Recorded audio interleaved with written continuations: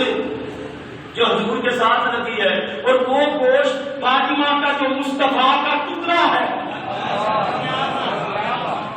وہ کائنات سے افضل کیوں نہیں؟ آگے چلیں،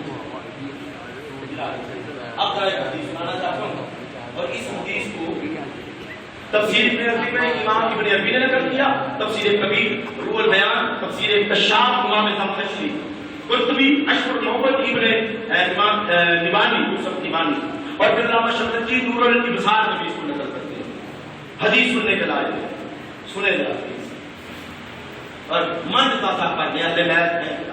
اب سنتے گئے، حضور نے فرمایا من ما ماتا علی حب آل محمد ماتا شہیدا۔ سنے لفظ حضور نے فرمایا من ماتا علی، جو مر گیا علی حب آل محمد، جو ہم اہل بیت کی محبت میں مر گیا، ماتا شہیدا، وہ شہید گنا جاتا۔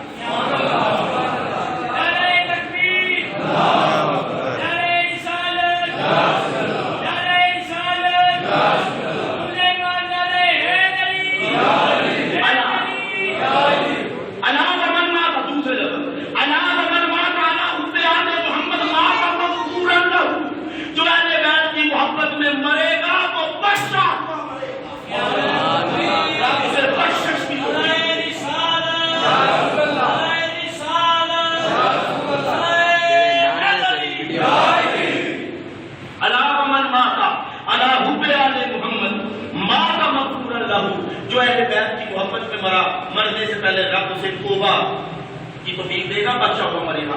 علاوہ من مات علی حب آل محمد ماتا تائبا، جو اہل بیت کی محبت میں فوت ہوگا توبہ کر کے جائے گا۔ حضور نے فرمایا علاوہ من مات علی حب آل محمد فتح له قبرہ بابان الی الجنہ، جو اہل بیت کی محبت میں مرے گا، رب کریم جنت سے دو دروازے اس کی قبر میں کھول دے گا۔ علاوہ من مات علی حب آل محمد جعل اللہ قبرہ مزار ملائکۃ الرحمہ، جو اہل بیت کی محبت میں مرے گا، رب دو فرشتے ان کے مزار میں زیارت کرا دے گا۔ سویرے آ جائیں۔ پھر حضور نے فرمایا علاوہ من مات علی حب آل محمد لم یشم رائحۃ الجنہ، جو اہل بیت کے بغض میں مرا وہ جنت کی خوشبو بھی نہیں پا سکتا۔ پھر حضور نے فرمایا من مات علی حب آل بیتی فلا نصیب له فی شفاعتی، جو اہل بیت کے بغض میں مرا کل مجھ سے شفاعت کی امید نہ رکھے۔ آخری قرائے پہ اب یہاں مجھے امام شافعی کا شعر یاد آ گیا، آخری بیت کی شان میں واہ امام شافعی۔ آپ فرماتے ہیں عقیدہ شافعی جیسا ہے، آپ فرماتے ہیں یا اہل البیت رسول اللہ حبہ، اے مصطفیٰ کے گھر والوں آپ کی محبت جو ہے نا، یا اہل بیت رسول اللہ حبہ، اے مصطفیٰ کے گھر والوں آپ کی محبت فارغ من اللہ فی القرآن انزلہ، رب نے قرآن میں فرض کر، جو امام حسن کا قول سنایا تھا۔ امام شافعی فرماتے ہیں فارغ من اللہ فی القرآن انزلہ، آپ کی محبت رب نے قرآن میں فرض کر دی، قرآن میں فرض کر دی۔ امام شافعی کون ہے؟ بہت بڑا حضور نے فرمایا ابو ادریس شافعی کے پاس آیا، وہ امام شافعی۔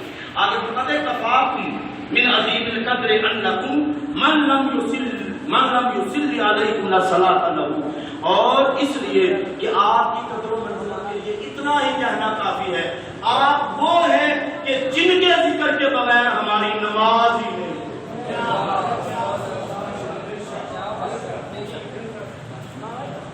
اچھا جائیں نکتہ دیتا ہوں، پھر اقبال کا ایک شعر پڑھتا ہوں، اس کے بعد نماز میں غیر کے ذکر سے نماز غیر کی ہے،